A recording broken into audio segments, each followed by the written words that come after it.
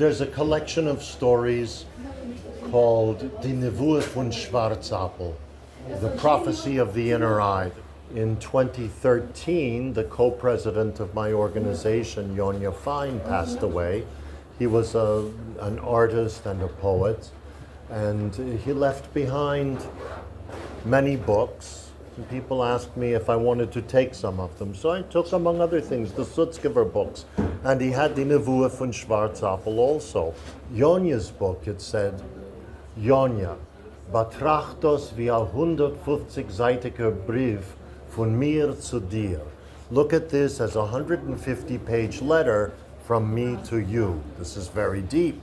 But I said, I have to do something with these.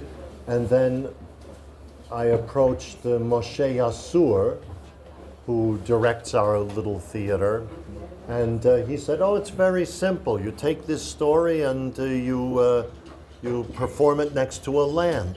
And we decided we wanted to do it with another, so Miryem-Khaye started working with us, and we did the two stories together. So we added two other stories that we liked. One, Portrait in Blue Sweater, the portrait in blue sweater, I knew we wanted to include, but we wanted to include a little bit of a prologue, so that was Kindersche Händlach, and that's how we come to the stories. Sutzkever is a really interesting writer because even if you understand Yiddish and you understand the words, it's still hard to understand the text, and he uses language in a very creative way. He's really an incredible writer, and he's actually the only Yiddish writer to win the Israel Prize, which is pretty remarkable. And I think a lot of people don't know his material, so it's also a nice way to introduce audiences to his work. Look, this is the second year that we've made a tour of South America together, our little theater group, and with the music, it's also nice. And then right now the plan is to fly back to the States and to present these stories in New York in December and January. And aside from that, we're talking about stories that we might look at for next year, if we can make another such tour.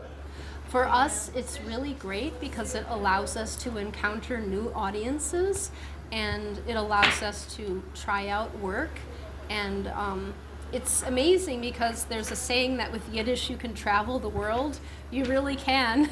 I really only speak a few words of Portuguese and a little bit more of Spanish, but it's incredible to be able to reach audiences that speak the local languages. The partnership that the Congress or Congress for Jewish Culture has with Viver Yiddish it's important.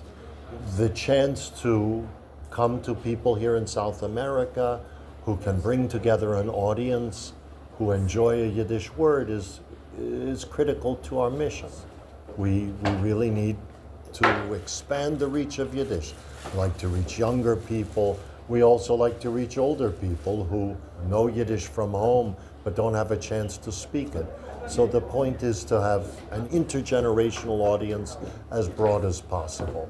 There's a concept of Achtes zwischen Yidden. There should be unity, so let's not leave out the family down here.